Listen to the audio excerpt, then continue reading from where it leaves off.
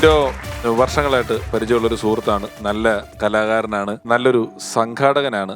ജിൻഡോ മിമിക്രിക്കാർക്കിടയിൽ നമ്മൾ പറയുന്ന പോലെ, അതായത് കലയും കലാകാരനും ഒക്കെ എപ്പോഴും ഒരു വശത്ത് നിൽക്കുമ്പോഴും ഈ വ്യക്തിപരമായ നമുക്കൊരു സൗഹൃദം, വ്യക്തിപരമായി നമുക്കൊരു ഇഷ്ടമുണ്ടാകുന്ന ചുരുക്കം ചില വ്യക്തികളിൽ ഒരാളാണ് ശ്രീ കലാഭവൻ ജിൻഡോ. വിഷുവിന്റെ കല്യാണം നടത്തി കൊടുത്തത് ഞാനാണ്. എന്റെ കല്യാണത്തിന് അവൻ ആങ്കർ ചെയ്തു, അതാണ് ഇവൻ നടത്തി കൊടുത്തു എന്നൊക്കെ പറഞ്ഞ് അവകാശപ്പെടുന്നത്. അപ്പൊ എല്ലാം നല്ല നല്ല കാര്യങ്ങളൊന്നും അല്ല സാറ്. എനിക്കറിയാം, കാരണം ഞാൻ അമേരിക്കയിൽ പോകാനുള്ള, നമ്മുടെ ഈ ശരിക്കും പറഞ്ഞാൽ കേരളത്തിൽ നിന്ന് ആർട്ടിസ്റ്റുകൾ പോകുമ്പോൾ ഒരു ലെറ്റർ വേണം, അല്ലെങ്കിൽ സിനിമ ഫീൽഡിലുള്ള ഒരാൾ വേണം, എഴുതണം. ഞാൻ സാറിൻ്റെ അടുത്ത്, അപ്പം ലിനു ആന്റണി എന്ന് പറയുന്ന സാറിൻ്റെ അസോസിയേറ്റ്, ഞാൻ ചെന്ന് സാറേ, അപ്പോൾ സാറിന്ന് എനിക്കൊന്ന് തുറപ്പുകുലാൻ നടക്കുന്ന സമയമെന്ന് എനിക്ക് തോന്നുന്നു. സാറ് ഏജൻറ്റോ അല്ല, അപ്പോൾ ആരൊക്കെയാണ് ആർട്ടിസ്റ്റുകൾ? സുധീഷ് ഏട്ടനുണ്ട്, നമ്മുടെ കോഴിക്കോട് സുധീഷ് ഏട്ടൻ, ഞങ്ങൾ കുറെ രാജേഷ് ഹെബ്ബാർ, അങ്ങനെ കുറെ ആർട്ടിസ്റ്റുകളുണ്ട്. സാറിന്റെ സൈൻ കിട്ടിയാൽ എംബസി പോകാൻ പറ്റുള്ളൂ. ആ അമേരിക്ക വിട്ട സാറാണ് ഇരിക്കുന്നത്. സാർ നമസ്കാരം.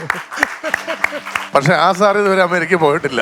സാറിന് അമേരിക്ക സാറ് ഉണ്ടെങ്കിൽ ഉറപ്പായിട്ടും. ഇവൻ അമേരിക്കയെ കൊണ്ടുവന്നതിന്റെ ആളാട്ടോ ആൾക്കാരെ. അങ്ങനല്ല, ഷോ സാറ് വരികയാണെങ്കിൽ കൊണ്ടുപോകും. അല്ല, എനിക്ക് ഈ പറഞ്ഞ പോലെ ഞാൻ ജിൻഡോയെ വേറൊരു പരിചയമുണ്ട് നമ്മൾ തമ്മിൽ. ആ സാർ, അതായത് നമ്മള് ഇവിടെ ഇതേ ഫ്ലോറിൽ തന്നെ, അയ്യോ അതായത് എനിക്ക് അത് മറക്കാൻ പറ്റില്ല. കാരണം ആ ഷോ എന്റെ ഒരു ഇംഗ്ലീഷ് വാക്ക്, എനിക്ക് വിദ്യാഭ്യാസം കുറവാ, സാറാണ് എന്നെ ഒരു ഇംഗ്ലീഷ് വാക്ക് പഠിപ്പിച്ചത്. കൺസിസ്റ്റൻസി, ആ വാക്ക് പറയാമോ സാർ? ഒന്നും പറയാം, ഞാൻ അവതാരകനായിരുന്നു. ഒന്ന് പറഞ്ഞേ. കൺസിസ്റ്റൻസി. ഓക്കെയോ? അതായത് വേദപുരാത്ത നാദൃശ്യം നവാസും ഒക്കെ ഇരിക്കുന്നത് ഒരു 12 പ്രാവശ്യം ആ വാക്ക് പറയാൻ പറ്റുന്നില്ല. ഞാൻ ജിൻഡോയ്ക്ക് അവസാനം ജിൻഡോയെ കയറി കൺസിസ്റ്റൻസി കൂട്ടാ വിളിക്കാതെ. ജിൻഡോ എന്ന് പറയുന്ന കലാകാരനെ കുറിച്ച് പറയുമ്പോൾ, ജിൻഡോ ഇന്ന് സീരിയലുകളിൽ ഒരുപാടുണ്ട്, സിനിമകളിലുണ്ട്, ഒരുപാട് ഷോകളുടെ സംഘാടകനാണ്. കലാഭവൻ മണിച്ചേട്ടന്റെ കൂട്ടത്തിൽ ഏകദേശം 6-7 വർഷത്തോളം, അതിൽ കൂടുതൽ വർഷത്തോളം മണിച്ചേട്ടന്റെ ഷോകൾ മുഴുവൻ സംഘടിപ്പിച്ചത്, മണിച്ചേട്ടനോടൊപ്പം മണിച്ചേട്ടൻ ജിൻഡോയോട് ചോദിച്ചിട്ട് പല കാര്യങ്ങളും ചെയ്യുന്നതും, ഷോയ്ക്ക് വേണ്ടി മണിച്ചേട്ടൻ ആരെങ്കിലും വിളിച്ച ജിൻഡോയുടെ നമ്പറാണ് കലാഭവൻ മണിച്ചേട്ടൻ കൊടുത്തുകൊണ്ടിരുന്നത്.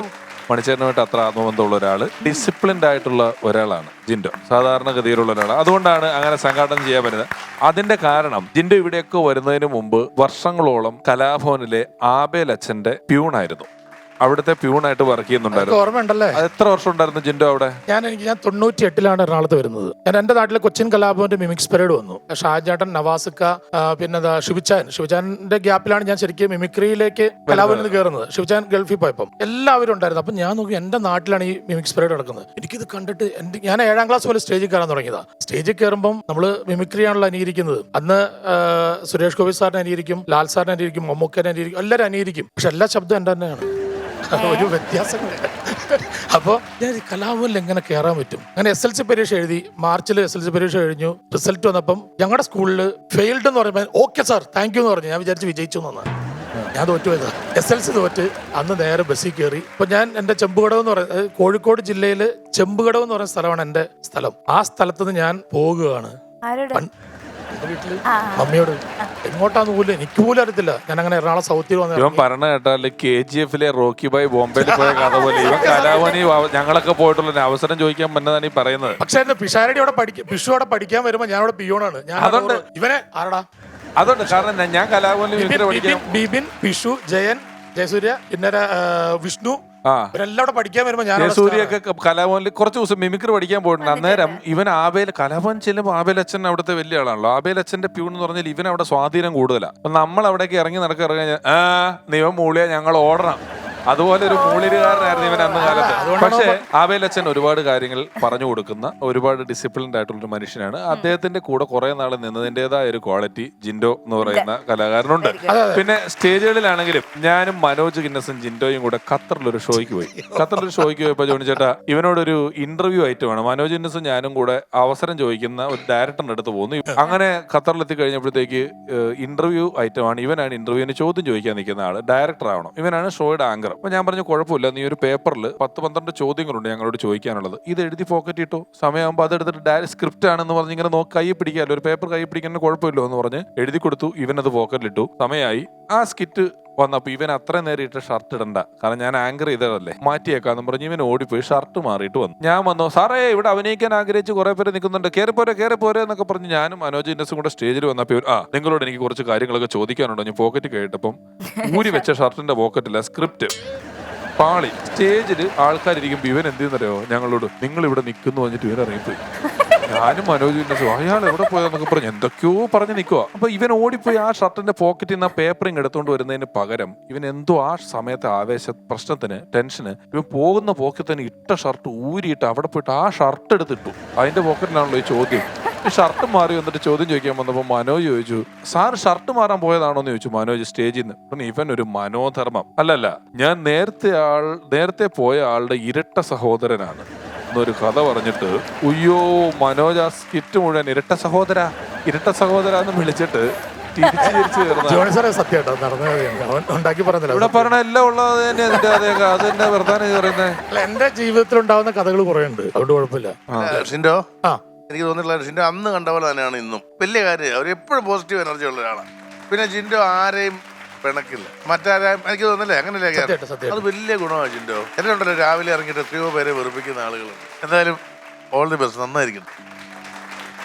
ചില പരിപാടികളൊക്കെ ഉണ്ട്. ജിൻഡോ ഇടയ്ക്ക് ലോക്ക്ഡൌൺ ഒക്കെ മൂത്ത് വന്ന സമയത്ത് ഇവിടെ പോയി ജിൻഡോയുടെ ഇന്റർവ്യൂ ഷോ, എന്നിട്ട് ഇന്റർവ്യൂവിന് പോകുന്നവർക്കൊക്കെ ജിൻഡോ വട്ടക്കാലത്ത് കുറച്ച് പൈസയൊക്കെ സംഘടിപ്പിച്ച് കൊടുക്കുന്ന ഒരു പരിപാടി. അത് എന്താ പറയുക, അത് പിഷുവിന് അതിന് പ്രത്യേക ഒരു നന്ദി പറയേണ്ട കാര്യമുണ്ട്. കാരണം ഞാനൊരു ദിവസം സ്റ്റേഡിയത്തിൽ നിൽക്കുമ്പോൾ ഒരു സ്പോൺസർ വന്നിട്ട് ഒരാൾ, നമ്മളെ ഇഷ്ടമുള്ള ഒരാൾ, ജിൻഡോ നിങ്ങൾക്ക് ബുദ്ധിമുട്ടാണെന്ന് ഞാൻ അറിഞ്ഞു, എന്തെങ്കിലും ചെയ്യണോ എന്ന് ചോദിച്ചു. അപ്പൊ ഞാൻ പറഞ്ഞു എന്തെങ്കിലും ചെയ്യാൻ പറ്റുവാണെങ്കിൽ നല്ല കാര്യമായിരിക്കും. ഞാൻ ഇവനെ വിളിച്ചു, പിഷുവിനെ വിളിച്ചു. പിഷു എടാ നീ അങ്ങനെ ഒരു ഷോ പ്ലാൻ ചെയ്യുന്നുണ്ട്, അതായത് നമ്മുടെ സ്റ്റേജിൽ പെർഫോം ചെയ്യുന്ന കലാകാരന്മാർക്ക് ബുദ്ധിമുട്ട് സമയിക്കുന്ന ഈ ഒരു സമയത്ത് അവർക്ക് എന്തെങ്കിലും ചില്ലറ കൊടുക്കാൻ പറ്റുമോ? അപ്പൊ പിഷുവിനോട് പറഞ്ഞു, ഞാൻ പറഞ്ഞു എടാ 1-2 പേരിട്ട് തരാൻ പറഞ്ഞു. പിന്നെ കിടന്നുറങ്ങുമായിരുന്നു ഉച്ചയ്ക്ക്. അപ്പൊ അത് കഴിഞ്ഞിട്ട് രാത്രി 12 മണിക്കുള്ളിൽ നിനക്ക് പേര് കിട്ടിയിരിക്കും എന്ന് പറഞ്ഞു. ഞാൻ കിടന്നുറങ്ങുമ്പോൾ രാത്രി ഉറങ്ങുന്ന സമയത്ത് വാട്സപ്പിൽ മെസ്സേജുകൾ, പേരുകൾ, ഈ പേരടക്കം ഉണ്ടെന്ന് എനിക്ക് തോന്നുന്നു. അതുപോലെ അവൻ പേരിട്ടുണ്ട്. അതിൽ ഞാൻ ഇഷ്ടപ്പെട്ട പേര് ഈ ഹലോ മിസ്റ്റർ പെരേര, അത് ഭയങ്കര രസമായിരുന്നു. ഡയാന എൻ്റെ ഗസ്റ്റ് ആയിട്ട് വന്നിട്ടുണ്ട്. അപ്പൊ ഞാൻ ആലോചിച്ച് നല്ല പേരാണല്ലോ ഹലോ മിസ്റ്റർ പെരേര. അപ്പൊ നമ്മൾ ആ ഒരു വർഷം ഫസ്റ്റ് ലോക്ക്ഡൌൺ തുടങ്ങിയ സമയത്ത് കുറെ കലാകാരന്മാർക്ക് നമ്മുടെ കൂടെയുള്ള പലരും ഇവിടെ ഉണ്ട്. ഇപ്പം അവർക്ക് ഒരു നമുക്ക് പറ്റുന്ന രീതിയിൽ, എന്നെ കൊണ്ട് വരുന്ന രീതിയിൽ ഞാൻ ഹെൽപ്പ് ചെയ്ത് കൊടുത്തു. അത് പിഷു ആണ് ആ പേരിട്ടത്, ഹലോ മിസ്റ്റർ പെരേര. ഇപ്പൊ ഞാൻ എന്റെ ഒരു സിനിമയ്ക്ക് പണ്ടുകാലം മുതലേ താലോലിച്ച് വെച്ചേക്കുന്ന ഒരു പേരാ ഹലോ മിസ്റ്റർ പെരേര. ഫുൾ സ്പൂഫാ.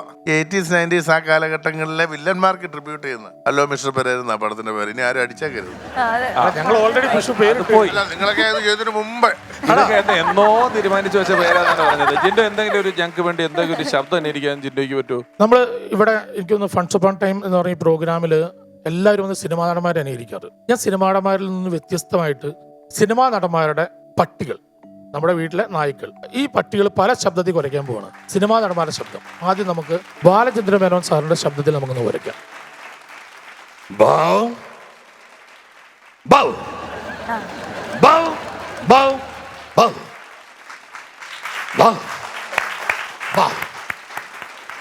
ഇനി നരേന്ദ്രപ്രസാദ് സാറിന്റെ വീട്ടിൽ, നമ്മുടെ മലയാള സിനിമയിൽ വില്ലൻ കഥാപാത്രങ്ങൾ അവതരിപ്പിക്കുന്ന നരേന്ദ്രപ്രസാദ് സാറിന്റെ വീട്ടിൽ ഒരു പട്ടി ഉണ്ടായിരുന്നെങ്കിൽ എങ്ങനെയാണെന്ന് നമുക്ക് നോക്കാം.